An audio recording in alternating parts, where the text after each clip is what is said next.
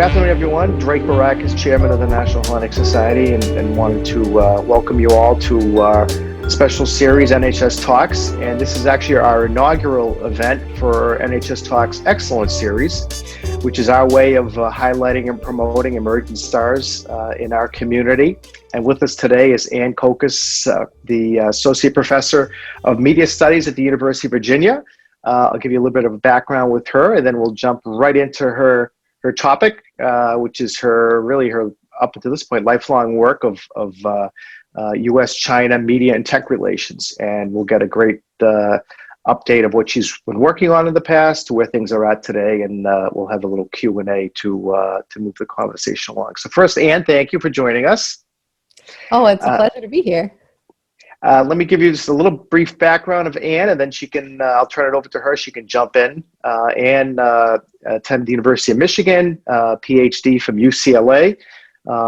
She taught in the Far East, so she's very familiar with what's going on over there, and was also a non-resident scholar at Rice University. She's, as well as being an associate professor at UVA, she's a senior faculty fellow at the Miller Center for Public Affairs.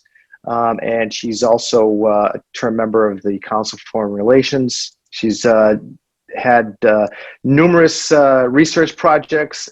She's spoken at a number of events. She's been all over the world. Her topic has been all over the world. She wrote a book, Hollywood Made in China, back in 2018, which received multiple awards. So I'm sure we'll touch upon that as well.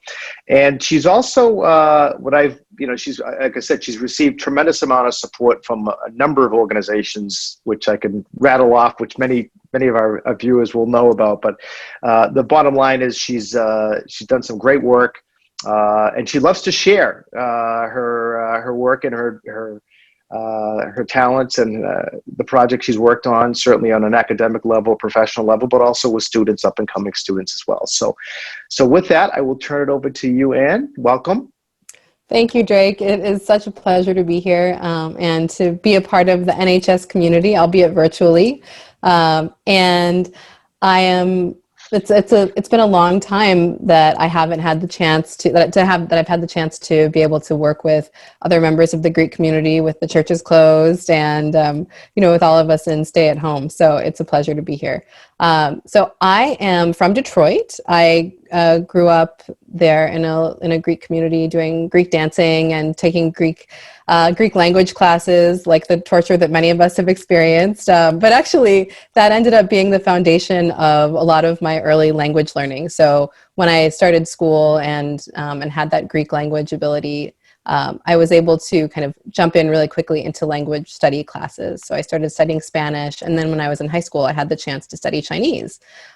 So as a result of that, that kind of led me on a course of a lifelong study of US-China relations.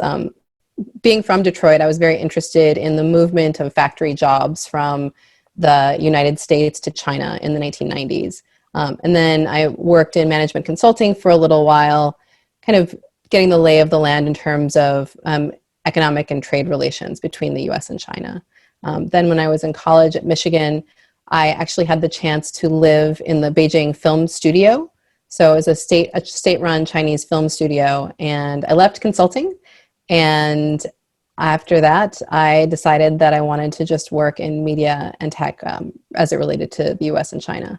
So my book, Hollywood Made in China, is based on about 7 years of field work between the US, in Los Angeles and Beijing and Shanghai. And right now, I'm actually working on a really exciting new project that will be coming out with Oxford University Press called Trafficking Data, the United States, China, and the Global Battle for Data Sovereignty. So whereas in my first book, I looked at China's influence on Hollywood, in this book, I'm looking at China's influence on the US tech industry. So it's a lively topic, as we've seen over the past couple of months. Right, and obviously, with China, U.S.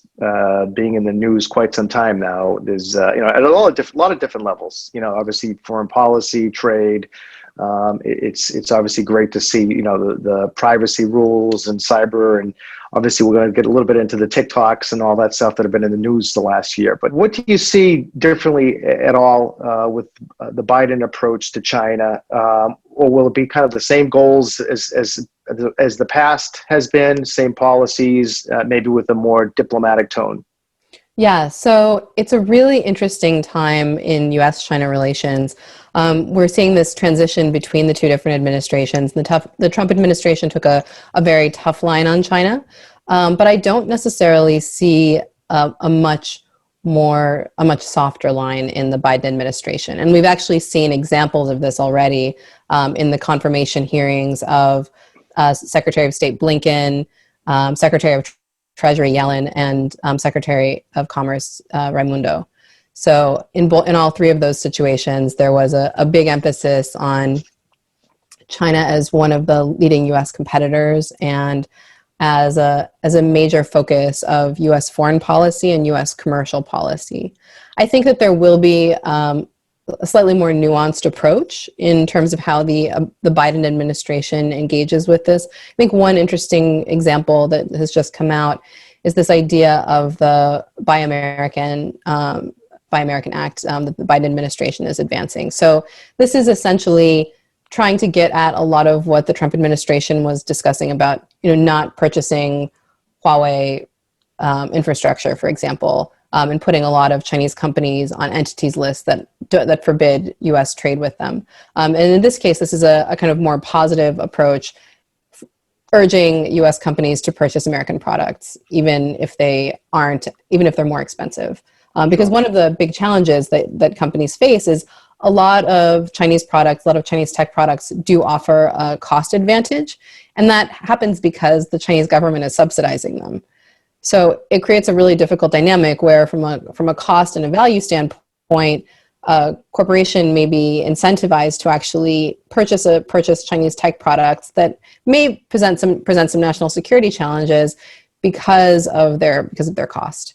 And so this, I think, is sending a message to move in a different direction. But in terms of, I think the tone will be different. But that being said, we've also heard from Chinese government officials that based upon their assessment of who's been placed in positions of power in the Biden administration, that they don't anticipate a big change, which is an interesting alternative way to view these questions. Mm. Do you see a conflict between political and business interests in terms of the desired direction of the U.S.-China relationship? Yeah, this is a really challenging situation for both business people and people in government. So there are very clear national security priorities with regard to particularly decoupling the U.S. and Chinese tech sectors. However, what we've seen is that U.S. companies, because much of their business and much of their business growth is taking place in China, aren't as interested in that. So as discussions of tech decoupling have increased, we've actually seen companies like Apple discuss increasing their investments in China so that they make sure that they have localized business there. We've also seen a great example is Apple. We saw that with the San Bernardino shooting, they were unwilling to share the shooter's passcode with the FBI. But the same year, there was a Chinese law that required them to move all of their iCloud data to Chinese government-run servers, and they did that. So companies respond to the regulatory environment that they're in. Now, the difference is they have a lot fewer levers to pressure the Chinese government than they do the American government. And we talk about TikTok. Why is TikTok such a big deal? Well, first of all, we're all staying at home, so I don't know about you, but I've been on social media more this year than I probably have ever in my entire life times 10. So we've seen on one hand a massive increase in uptake of platforms like TikTok, not just for teens, but for people across generations, entertaining themselves or engaging with friends and family. Now, the interesting part about this is that TikTok is owned by Beijing-based ByteDance. In August of 2020, the Trump administration put a ban on financial transactions with TikTok. Now, this is really interesting because it has implications for the Chinese company, for ByteDance, in that it would potentially prevent ByteDance from operating in the US. But it also has really big implications for US companies that are advertising on TikTok, and for all of the different ancillary products, all the different apps that people are using on TikTok, the different brands that are being promoted. So this is a really significant moment where we see this conflict between US companies and their interests and the interests of the US government. Now, what we have seen is that this whole TikTok ban that started in August really has kind of gone nowhere, and a lot of that has to do with the legal challenges that the company has put forth against the executive order, but also the fact that the U.S. government and U.S. companies weren't able to really come up with a workable solution to keep TikTok in the market. So to keep TikTok in the market without actually sacrificing all of these brands and advertisers. Yeah, and has there been a trend away, like for instance, major companies that have advertised, like the one example I know, just because I listen to it a lot when I come into work, is Bloomberg Radio, and for up until 6 months ago, maybe longer, it was, whenever you hear their tagline, you can find us here, there, and you can find us on TikTok. And now they have, I guess, they have their own quick take now. So they've seemed to come off the TikTok platform. Have others as well? Is it still widely used by corporations and organizations, or is it still pretty much a younger generation, let's say, that's active on it? Yeah, so I think it's kind of a combination of factors. I think that up until August, there was a mad rush to try to join TikTok and to get all brands on, because it was clearly the next thing. I think that there has been a little bit of a cooling of the ardor about participating in it among brands, because if you're thinking about long-term brand strategy and you're not sure if this platform is going to be around in the market for another 6 months, then that becomes a little bit trickier. However, I don't think that we've seen any kind of diminution in the popular participation on TikTok as a platform for people engaging in social media. Yeah. So it'll be really interesting to see what the next 6 months bring. And I think that this is an interesting test case for how much the US government can actually do when a company has already a really large US presence. How effective can any bans or efforts to move them out of the market really be? Yeah. TikTok and WeChat, actually tell us a little bit about who WeChat is, but my question is, for TikTok and WeChat, do they pose national security concerns in the US? Yeah, so this is a really interesting question. So WeChat is an app that is owned by the Chinese company Tencent, which, if you haven't heard of them, are worth keeping an eye out for, because they not only own WeChat, but they also own stakes in companies like Uber and Reddit and Riot Games and Epic Games, and they're in discussions with purchasing Electronic Arts, the video game company. So they actually have a really big stake in the US tech industry. Now, what we can see in the case of companies of WeChat and TikTok is that they can gather a lot of information about people. And whereas we see this happening in US social media platforms, the difference is when that information is gathered by Chinese firms, the data can then be returned to the Chinese government or returned to China. And then any data that's stored in China has to be stored on Chinese government-run servers. So that means that the data can then be used by the Chinese government. There's also a principle called military-civil fusion, which means that any items of value generated by Chinese corporations need to be available to the Chinese military. Now, the other question that I get a lot is, well, why is my personal information useful at all? I mean, I don't care if someone knows if the Chinese government can see my fancy dance video, that's fine.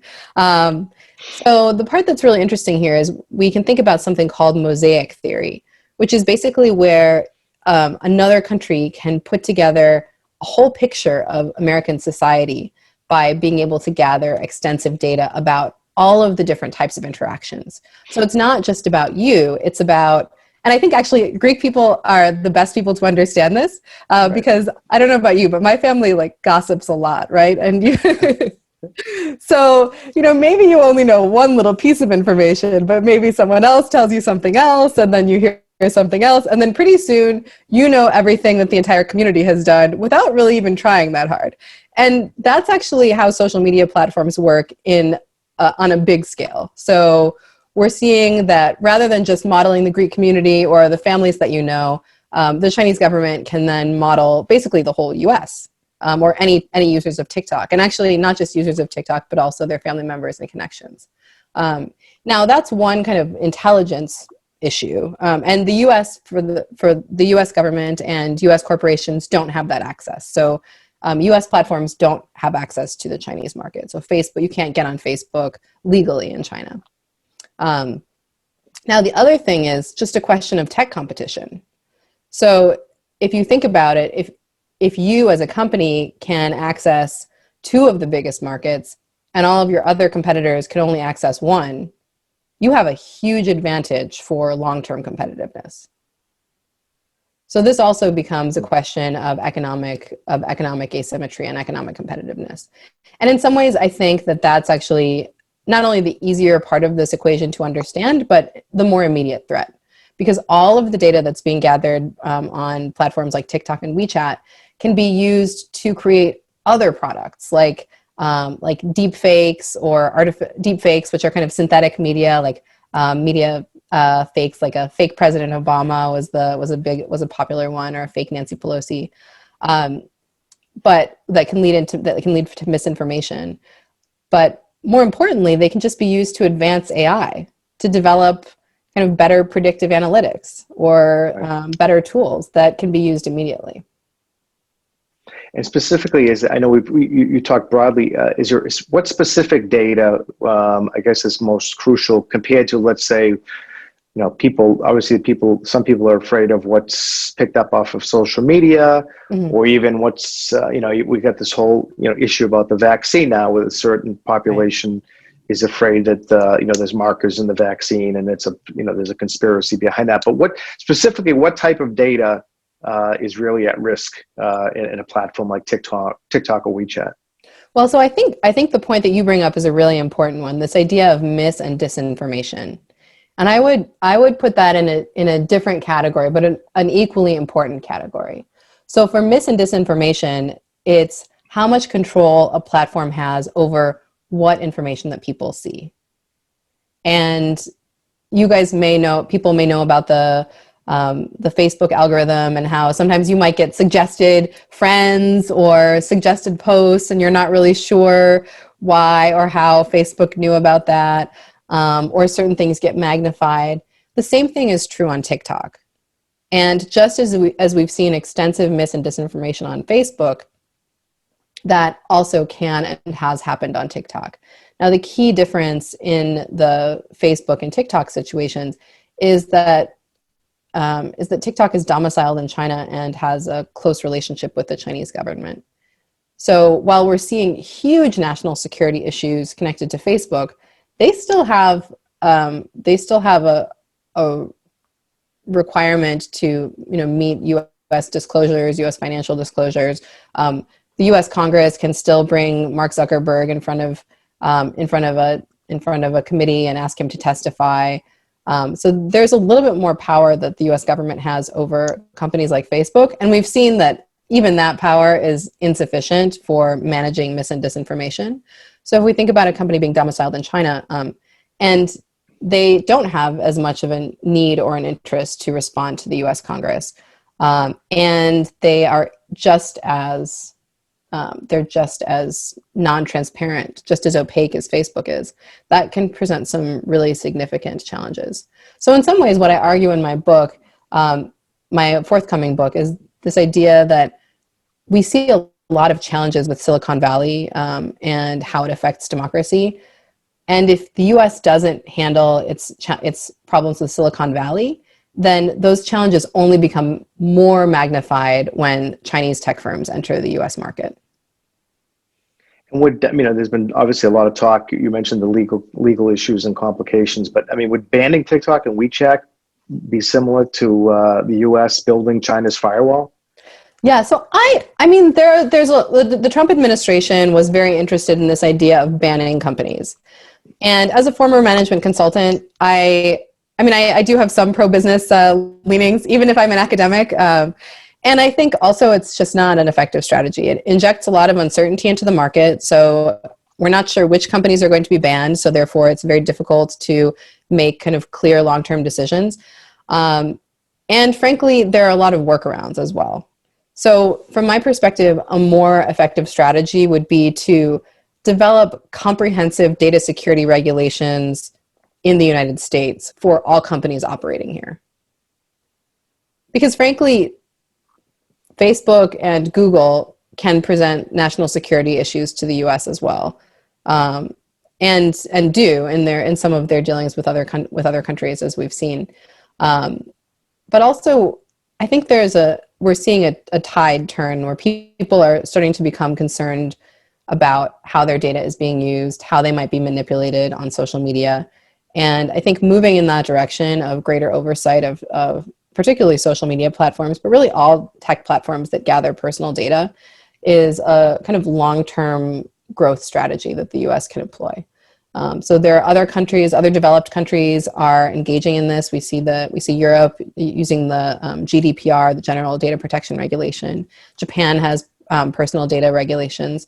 So it's not like this is something that's only possible in countries that don't have economies that are functional or well developed. Granted, it does kind of put some limitations on the growth and the utilization of data. So it may slow down the US tech industry somewhat. But we've also seen that the political instability that's being generated by the US tech industry also presents a real problem for the economy. Right. And I'm glad you mentioned, how does the oversight of the US domestic tech industry how does it help shape or not shape the US-China relations? Well, this is a really interesting challenge, because for a long time, the interests of Silicon Valley and the interests of the US government were very much in line. And in fact, the US government and DARPA, the Defense Advanced Research Project Agency, was involved in the creation of the internet. So they were also very closely entwined for a very long time. Now what we're seeing is, as Silicon Valley firms are trying to grow their market, their interest is more outside of the US, because that's where we're seeing a lot of growth. So as a result, they're making choices that might not be aligned with US national security interests. Now, what this also means is the US government is put in a new position where they actually have to oversee the tech industry more carefully than they have in the past. And this is hard, because these are new products. And if any of you saw the Facebook hearings, a lot of the US government leaders don't have the same type of insight into the tech industry development as people in Silicon Valley do. So the question becomes, how is it possible to get enough tech talent into the US government to be able to make smart, strategic policy decisions? And that's something I haven't figured out yet. I was going to ask one additional question, if you don't mind. You piqued my interest when you mentioned the Chinese company that has interest in a variety of different U.S. companies. I heard recently I was actually on a webinar for a venture capital firm that's investing in the gaming industry, sporting industry, and how that industry has taken off. And it's interesting to see, Epic Games being obviously a major player here, and with all the online gaming that's happening, that the Chinese have their have their footprint, or trying to get in that door as well, or they have already. Yeah, no, definitely. And I mean, Tencent is one of the world's largest gaming companies, and I don't know if you or anyone that you know has ever played Fortnite. Yeah. I have an 18-year-old that plays it almost every day. All right, so Tencent is heavily involved in Fortnite and a lot of gaming platforms that we all know of and are very familiar with. And it's really interesting to see how how there's this connection between the Chinese corporate world and our new pandemic online life. So I want to thank you again. I'll offer you any closing thoughts you have before we wrap things up. Oh, well, thank you. This is a pleasure. It's such a delight to be on this conversation.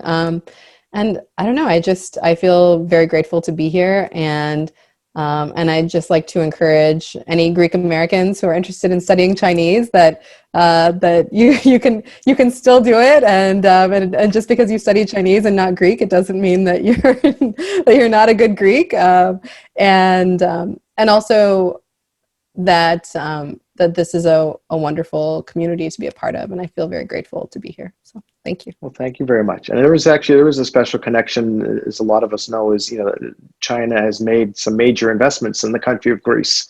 Yes. So they're at the forefront of a lot of different initiatives over there.